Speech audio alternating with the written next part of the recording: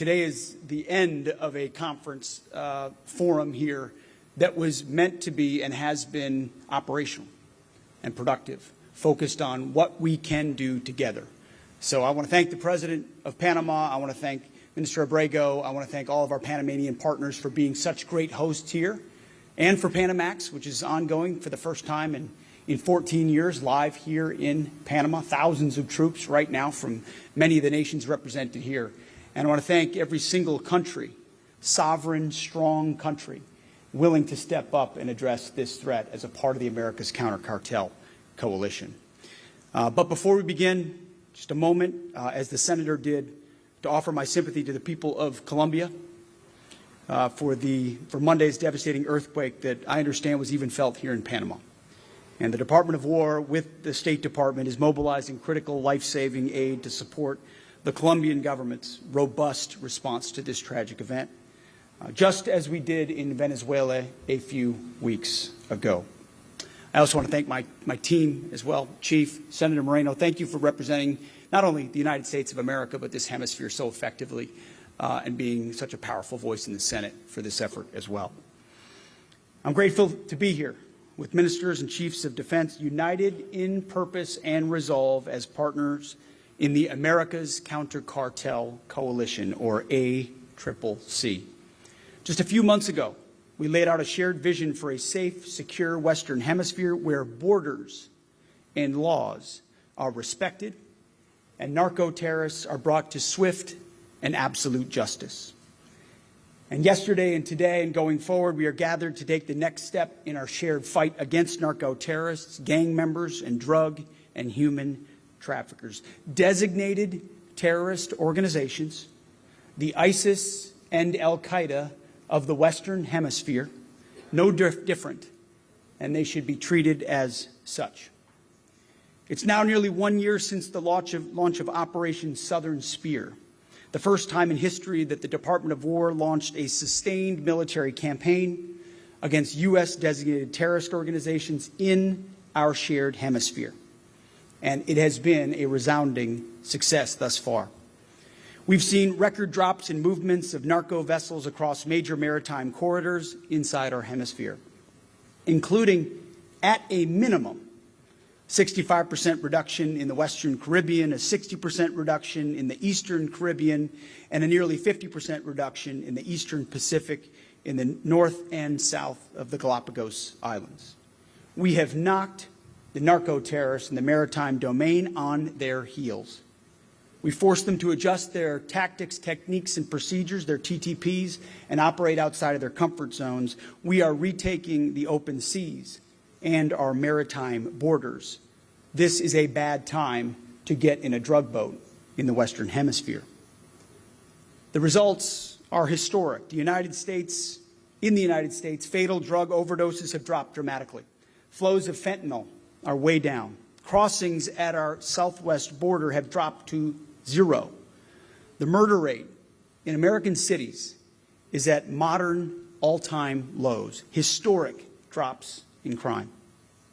Life-changing progress that benefits each and every citizen of the United States of America, and indeed, every citizen of your nations as well. Now, predictably, as we like to call them, the fake news media has tried to discredit and delegitimize Operation Southern Spear. These same voices said nothing when governments allowed an unprecedented border crisis and record drug overdoses and deaths. Yet now they deny and try to diminish our success, our shared success. The left-wing media wants us to return to the failed strategies of the past, when America neglected our own neighborhood and our own neighborhoods, even as we sent our best, in our case, American troops, to do nation building halfway across the world. Globalists in Washington looked the other way, while our friends and neighbors to our south were victimized by drugs, violence, mass migration, Marxism, and foreign exploitation. The Biden administration and the Democrats ignored the U.S. southern border, openly accepting mass illegal immigration, and destroying many of our great American cities. An invasion, no doubt. Under decades of globalist neglect, more than 1 million Americans died from fentanyl, cocaine, and other drugs. That's more loss than the United States had suffered in any war in our 250-year history. This blatant neglect for our national security also destroyed your borders and your sovereignty and your immigration systems as well. That is why we're here today together.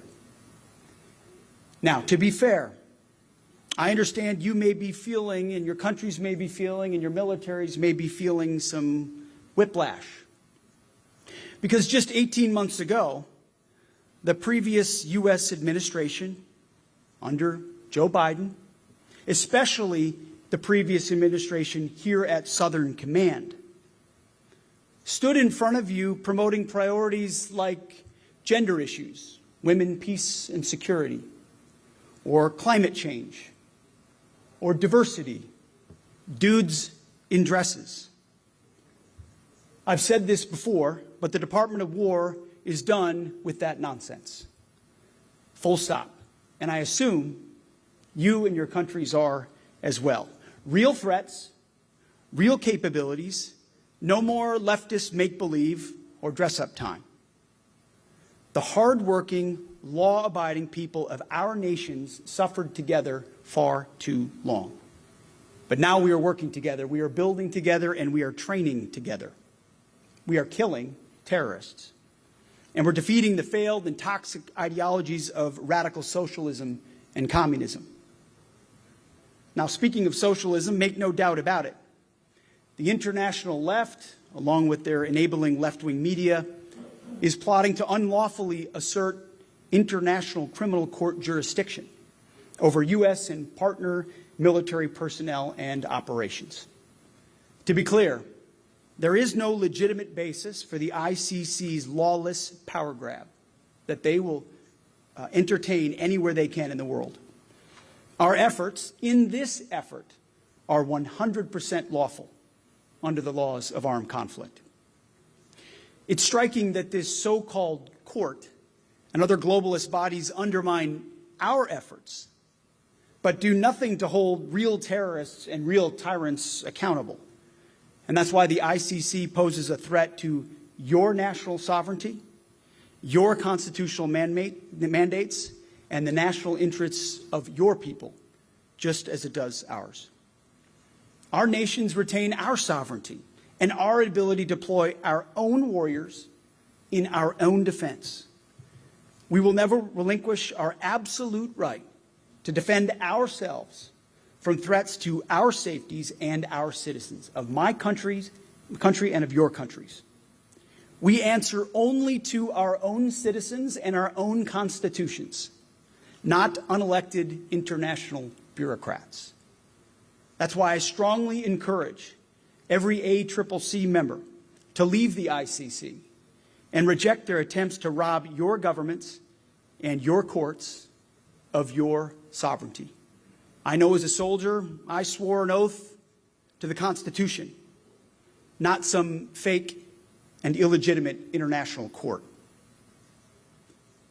And in these efforts, we've already shown that deterrence works. Operation Southern Spear is a model that can be and should be followed across our hemisphere by each of you to degrade, dismantle, and destroy narco-terrorist networks. Under the leadership of General Donovan, the success of Operation Southern Spear will be transferred to the newly established Joint Task Force Western Hemisphere, the action arm of U.S. Southern Command, to continue the targeting and killing of narco-terrorists that threaten our shared backyard. I want to commend Ecuador for its regional leadership to become the first ACCC member to partner with the United States in combined kinetic operation against narco-terrorists in Ecuador. I also want to commend Honduras and Guatemala for inviting the United States to partake in combined operations against narco-terrorists in their countries. Your people are already safer and more free for your courage and your resolve, and we look forward to working with you in killing bad guys. Additionally, I want to thank Jamaica for working with the Department of War to create a new military partnership to cripple narco-terrorists that transit through the Caribbean. This partnership will forever change the security environment of the Caribbean. And finally, I'm also proud to announce that Colombia will join the ACCC, becoming the 19th member.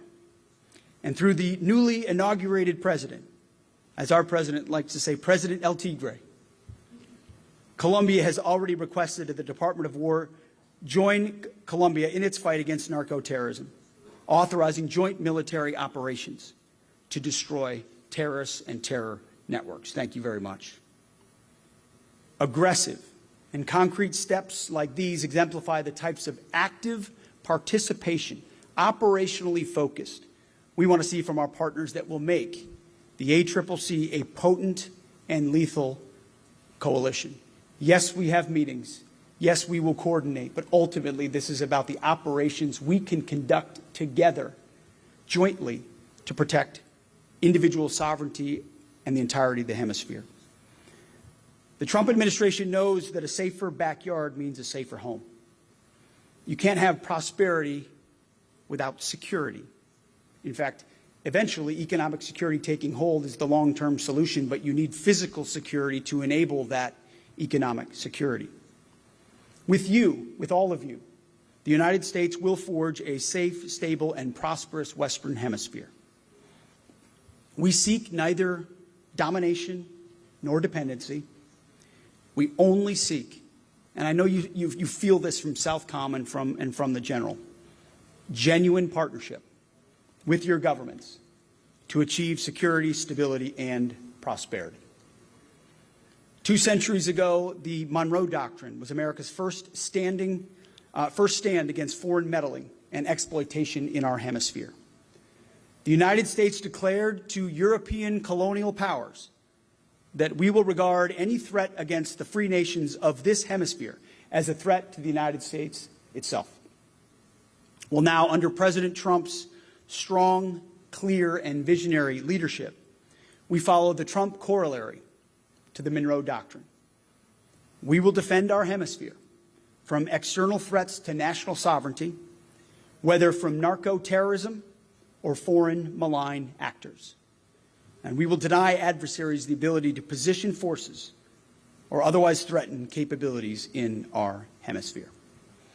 And that's why the United States is particularly grateful for the strong leadership in Panama of President Jose Raul Mulino, right here. It's my second time to Panama, and the strides that we have made together over the last year, I think, are exemplary of the type of partnership we look for in this hemisphere. President Mulino has courageously rejected foreign malign coercion and boldly resisted international pressure tactics. Panama has set a strong example for rejecting threats to their sovereignty, threats to the Panama Canal, and instead advancing U.S. partnership on both. And with Panama and other countries, the United States will continue to lead the way. Under President Trump, the United States War Department seeks a historic generational investment in our military spending through a new $1.5 trillion budget. We have work to do with our Congress, but make no mistake, we will work as hard as humanly possible with Republicans and across the aisle if we can to deliver what is truly a necessary historic investment to ensure America remains the dominant military power on planet Earth. Thankfully, U.S. allies in NATO likewise have vastly increased their commitment to the common defense, and we believe that ACCC members must follow this example as well. The Department of War is willing and able to support all of you to enhance your military capabilities. But of course, we expect substantial investment in your own abilities as well, and for those to be increased on defense resources. If countries are serious about their defense, the Department of War will prioritize our efforts to enhance your capabilities and fight beside you on the battlefield.